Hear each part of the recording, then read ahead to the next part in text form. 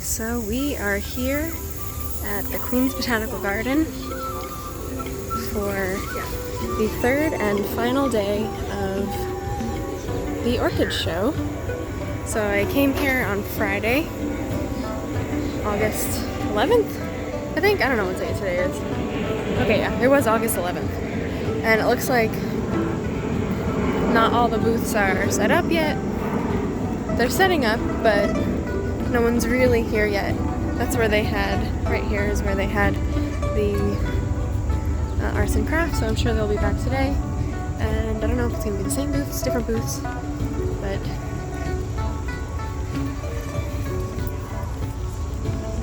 yeah, today we are here for the tea ceremony. So that's going to be exciting. I don't know what to expect, but I love tea and it sounds cool.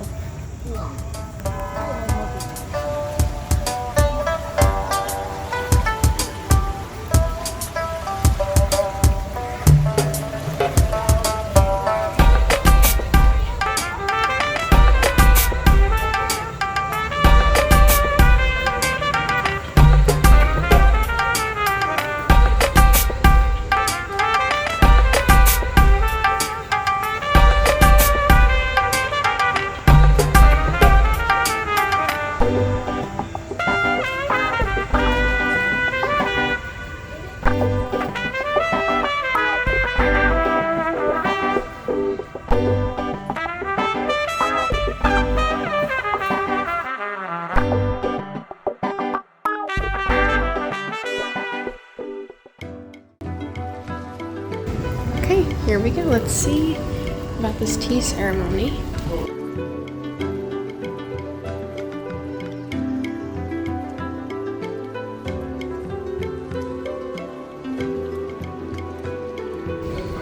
It starts at 9:45. It's supposed to be in here, but I didn't see anything that said anything about it, so I'm getting a bit nervous that I came here for nothing, but probably didn't. Sorry, I'm just trying to get a picture. Okay. So the other day I kind of rushed through this area. So now I have the time. Get a little bit of a closer look at this. It's very pretty.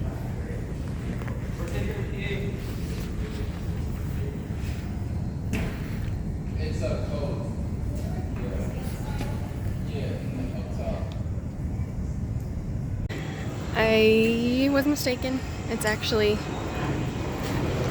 in a different spot. It's in the meeting room, so I'm hoping that I'm not too late. I still have like a half an hour though.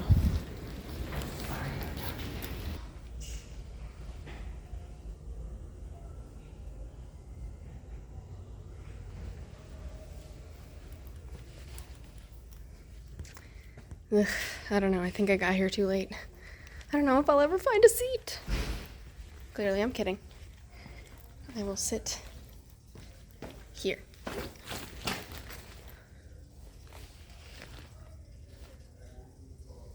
Yeah, I got here kind of early. Oopsies. See you when it starts.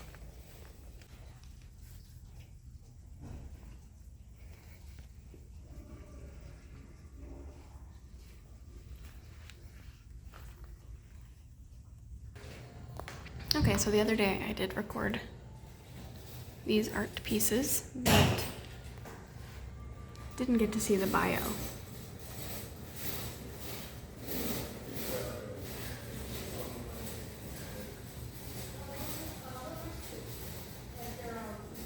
Okay, so let's take a look again at the art.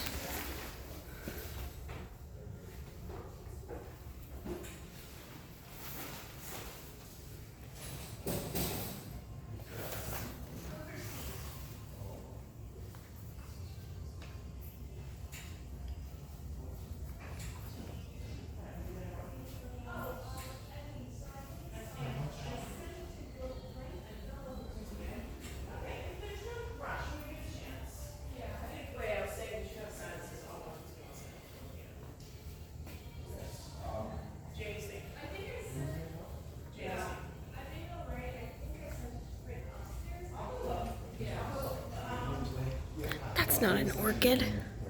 That's a praying mantis, but it's funny because there are praying mantises that look like orchids, so. But this one is, I don't think is one of them.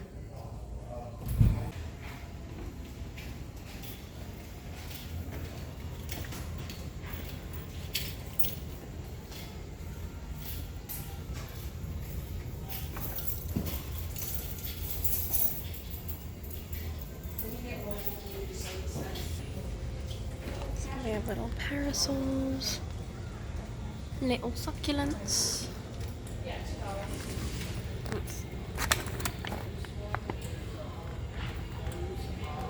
I don't know if that would help me keep an orchid alive. I'm a gardener, and yet orchids are super hard to take care of for me. Oh, it's one of these little guys.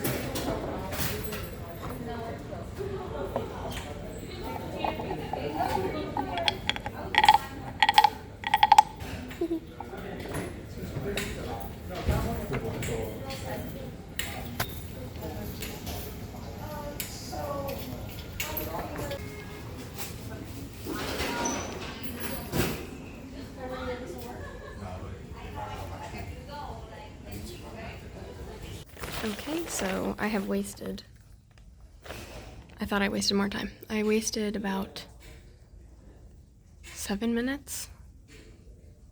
And now I'm back.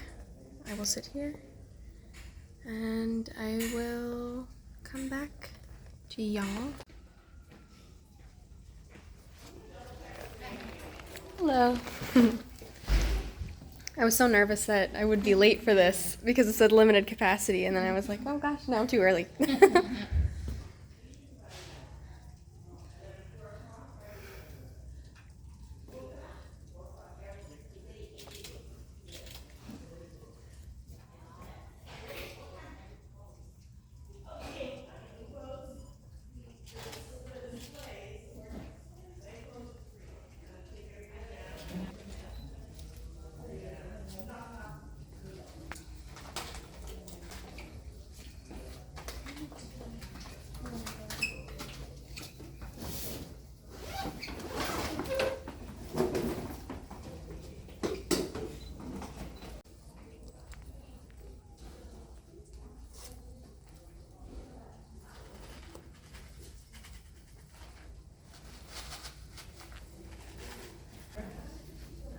Tea room on 10th Street and 7th Avenue.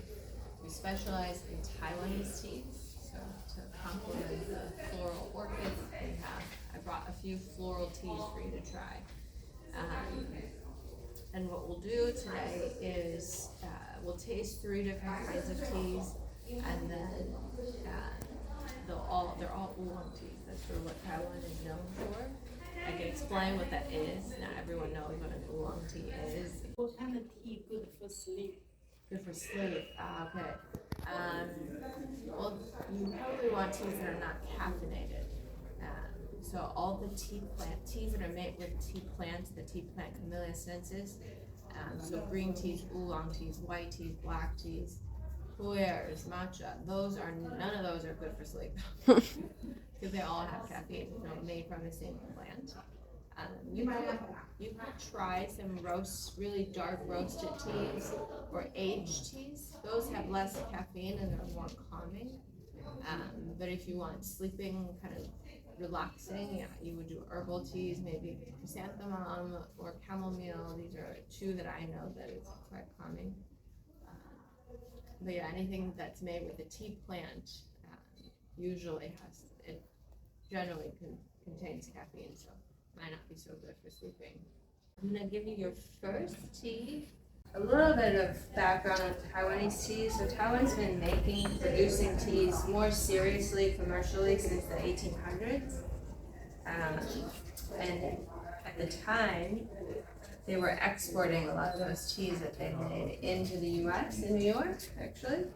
And they would take them to England. So there's a lot of Scotsmen and Englishmen trading teas from China at the time, and then they found Taiwan as a really good area to produce teas and start to export teas from there. So that's like the really big commercial production started around the 1860s, and then over the years It was doing a lot of export from really nice teas to like kind of everyday teas until more recently, most of the teas are kind of more refined, and they're now, most of the Taiwanese teas are made for the locals. So exporting is not such a big industry for Taiwan anymore, but it does retain a lot of this heritage of sort of export teas from before. And Taiwan predominantly makes oolong teas, like I said. Here, we're gonna try 3 different kinds. Yeah.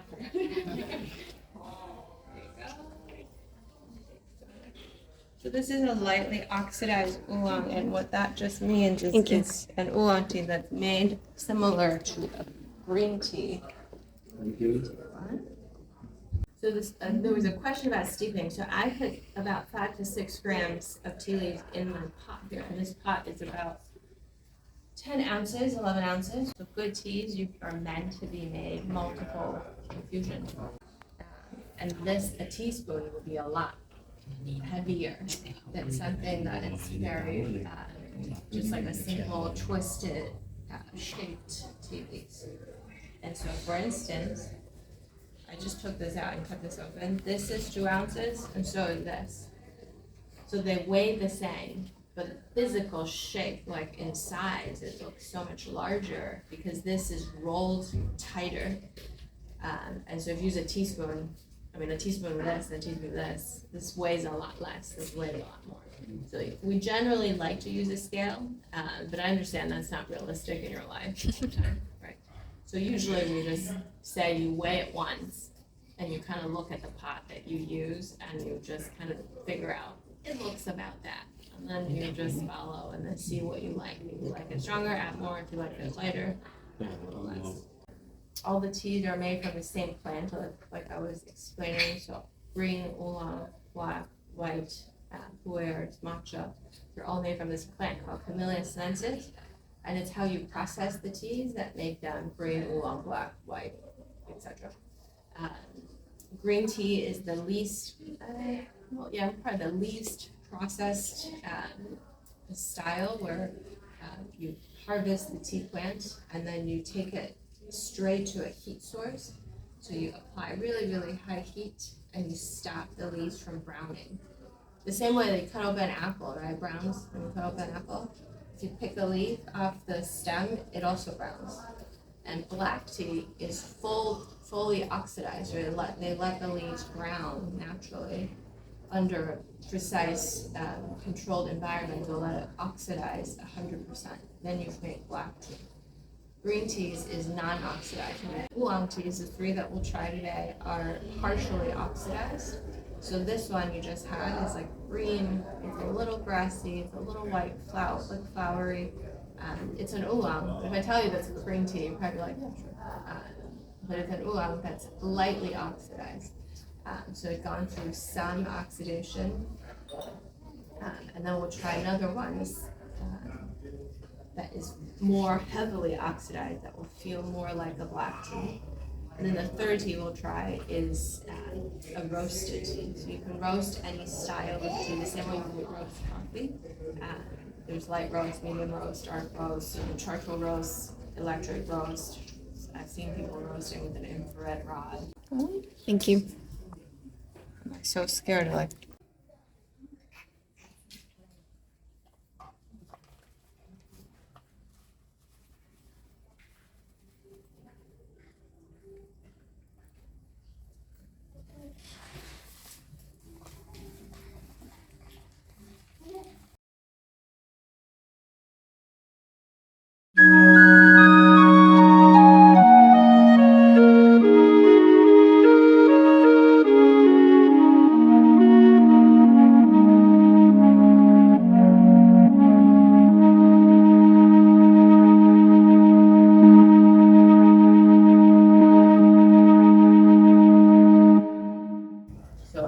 Nepalese teas or Indian teas, generally they're focused on producing black teas.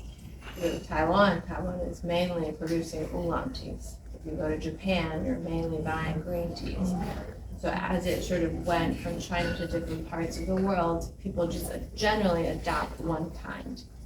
To some degree, it's probably because of terroir. So their actual growing habitat, like the habitat of the environment. So if you're in a cooler climate, so you're in Japan, versus India, Japan is much cooler. In cooler climates, you make more delicious green tea. In warmer climates or lower elevations, you'll make more delicious black tea.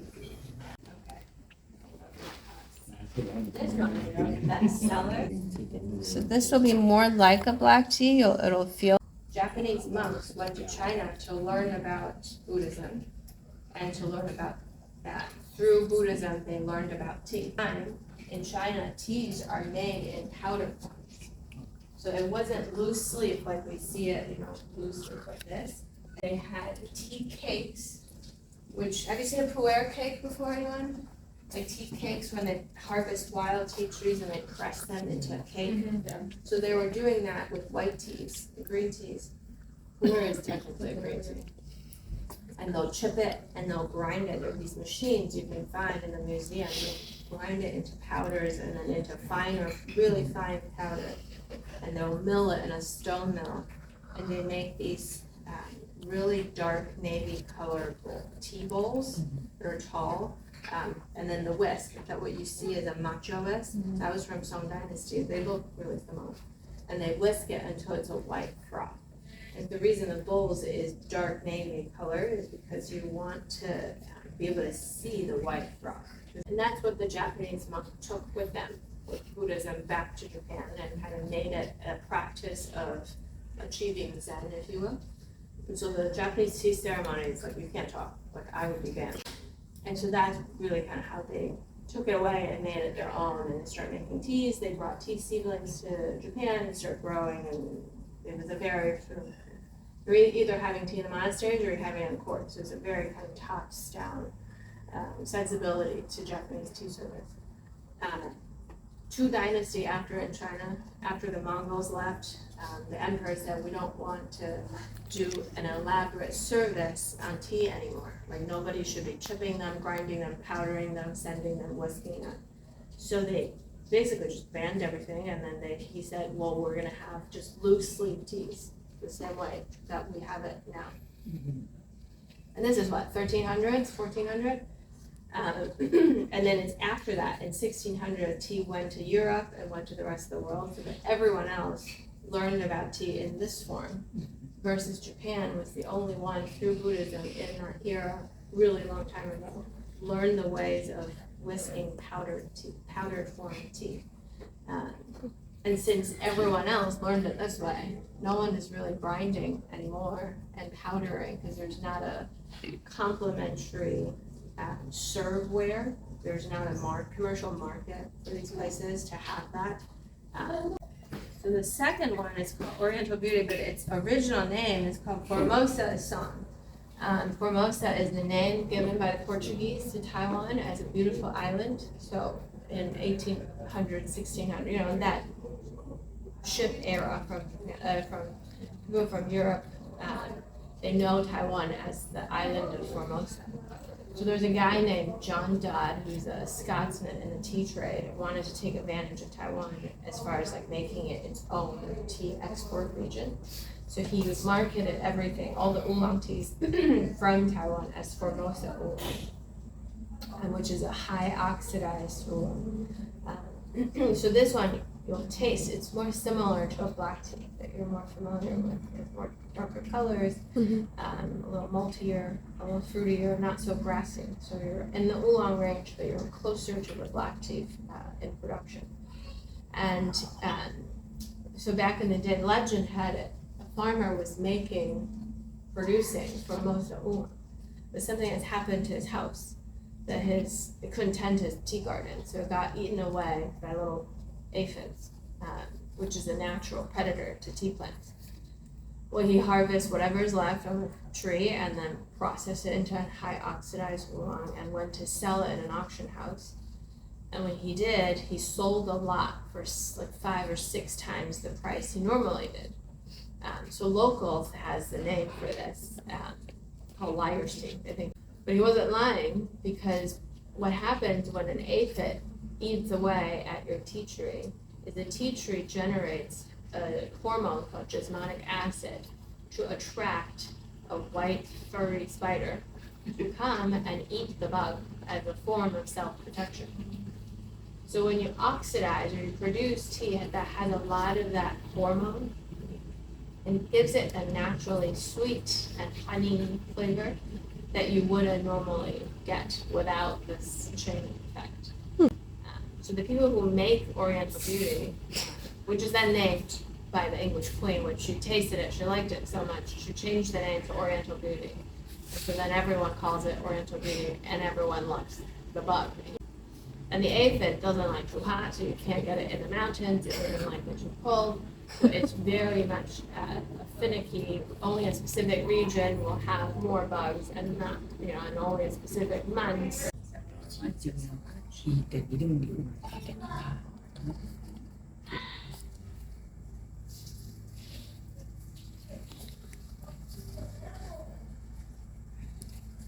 And all this particular one, because the bug bites it, they're hand harvested all the way. So meaning, like this is a machine harvested tea leaves. You still see the full leaf. Look at this one's kind of a perfect full leaf. But the first tea is machine picked, and I'll pass this around so you can see what it looks like. A machine picked leaf versus a hand picked leaf. Like this is your second tea. You see the young baby bud on the tea leaf. This is a slightly larger leaf. This is the first one you got. I'll pass this around. You can see it. And do you If you don't like astringency, like you don't like the bitterness, brew your tea in general with lower temperature water. It extracts less bitterness and less caffeine. And so some people like that. But if you like the bitterness, crank up the water. Could you tell us a bit about the legend of how tea came to be? The one I know or hear the most is that the god of plants, or horticulture, I guess I would call it. And so he would try all the different plants he finds in the wild. Very dangerous activity. And see if they're poisonous, what their benefits, the whole thing. And so legend had it he was out, and then he fell asleep, and he had just eaten something and didn't feel so well. So he fell asleep and he was boiling water, and a leaf fell from a tree and it landed into his boiling water, and then he woke up, drank the tea, and felt fabulous. Whatever ailment from the other plant that gave him, he felt relieved. And then he was chewing on it, he was looking at it, and then that's sort of the beginning of the origin of tea. And this story, in theory, that happened 4,000 or 5,000 years ago. So who knows? Apparently, he can metabolize every toxin in the world. So that goes to tell you where we are. It's the same activity, essentially. Basically, you make teas and then you put it through roasting or caramelization, so you get this kind of like nuttiness with the tea flavor, with the tea in it. Charcoal roasting can be interesting. It's harder, right? Because it's not a recipe that you just dial a machine. You have to actually work with the charcoal. Sometimes they'll burn charcoal down to hot ash, or they'll take the pulverized grain shells to put on the charcoal as a buffer for heat, so the whole thing doesn't catch on fire. So there's more skills involved in actually roasting with charcoal. But you can play with the charcoal. Some people use different types of charcoal, different plants, usually tropical fruit charcoal, but you can do a different wood, and that would give it a different flavor. The Chinese words or the characters is oolong is black dragon. Again, legend. There are legends that because tea used to look like this, it's a dark, I'm trying to find a good piece.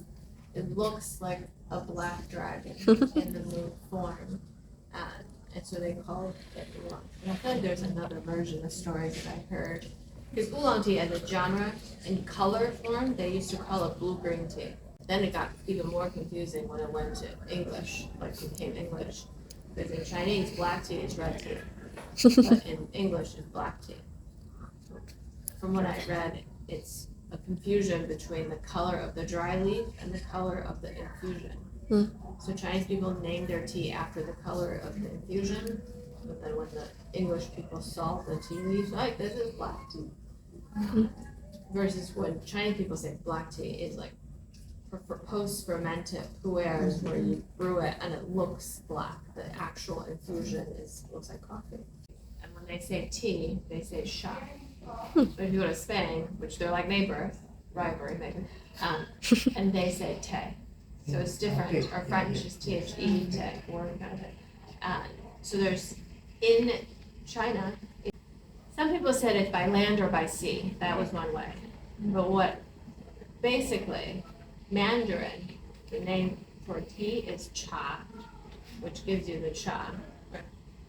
And then if you go to Fujian, which is a province southeast of China, it's they say de is their the way they talk. That's the way they say it. It's de. So it depends on who you learn it from. You get it. What is this? And they tell you a thing, and it's that. So it became your different European country learned it differently. It became a different thing. So Taiwan, a lot of it is de because we're a lot of Fujian people migrated to Taiwan. So like my ancestry, the lineage is from Fujian. So we speak the dialect Fujianese. And so we know that as de. So Taiwan is more in that realm.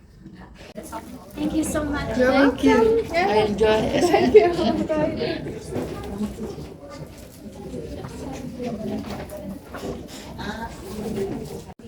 Okay, so now we're going to listen to Maggie Chiang do some storytelling. She's a PhD in East Asian Studies.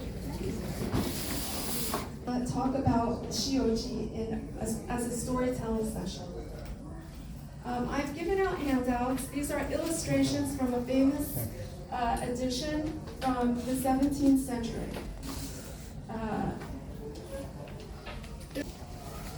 Many people have heard of a transit of Chinese culture known as Journey to the West, or Monkey. The story exists in many forms, from storytelling comprising prose and poetry, a drama, and most well-known, a long-form narrative. According to this last form, there are 9 times 9, or 81 episodes altogether. Of these episodes, perhaps the one that all people have encountered in some form is known as Monkey Creates Havoc in Heaven. Wu's Monkey Creating Havoc in Heaven segment is a kind of attempt to use his own art to repair the past shame of China. Why would his art be used this way? Let us note that while Wu's work is written in the late 16th century, his first work published around 1592. In fact, it's the case that much of his story materials and inspiration come from the Yuan dynasty. This dynasty stands out from others in that it marks the first time that all of China was ruled by a foreign people. The Mongols conquered China's strongest part, the southern region, and ruled the country from 1279 to 1368. As the monkey goes along, in addition to a dual pair of eyes and a tiger rope that he stitches together himself, he is given a small needle, which when taken out from behind his ear, where he usually hides it, can turn into a giant rod. Sun Wukong turns out to be a folk sage hero who teaches traditional lessons on how to conquer one's enemies through ancient sage ideals. While foreign rulers' quest for longevity relates to physiological techniques of extending their lives, as Sun Wukong teaches, the Chinese approach is not really for oneself. One always thinks of one's parents. Chinese main form is through filial piety. So Lao Tzu would like to capture the Monkey King, and at one point he throws him into a burning hot cauldron. Can the Monkey King escape a cauldron of burning hot fire? In fact, Monkey King has no problem to do so. As he's inside the cauldron, it suddenly occurs to him that there is the most simple way of escaping. Monkey King uses the teachings of Zhou Yi in basic form to hide in the area under the trigram for wind. Still dealing with the most famous part of Shioji, which is its prologue involving the monkey creating havoc in heaven, there's a story that shows a new late Ming Dynasty attitude to heavenly matters. Whenever it is time to rain, the Dragon Kings must appear. In this case of the prologue, the Dragon King, however, falls into a total state of shock. The reason why is that rainmaking is supposed to be his own expertise, what he and the other cosmic forces take supreme charge of for heaven. How can it be that the Dragon King learns that a man who is an ordinary human being by the name of Yuan Shoucheng knows how to make the rain fall as well? Yuan Shoucheng, he looks in the illustration of the book like it's just an ordinary scholar, like any Chinese man of his time. But is he? Wu Chenglin suggests that he is Cheng, sincere, a Chinese Confucian concept related to how a person devotes himself sincerely to right and moral learning. He can unite with the cosmos if he does so.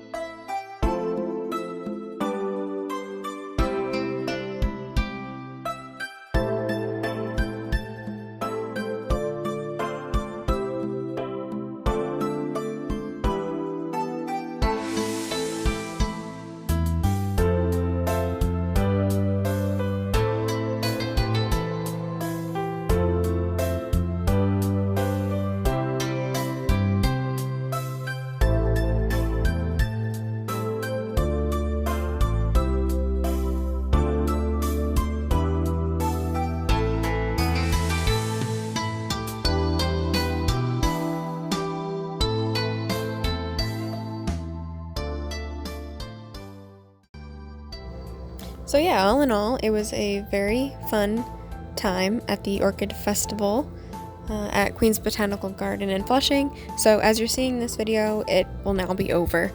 But if anything that you saw seemed interesting, definitely check it out next year. I'm sure it'll only get better and better.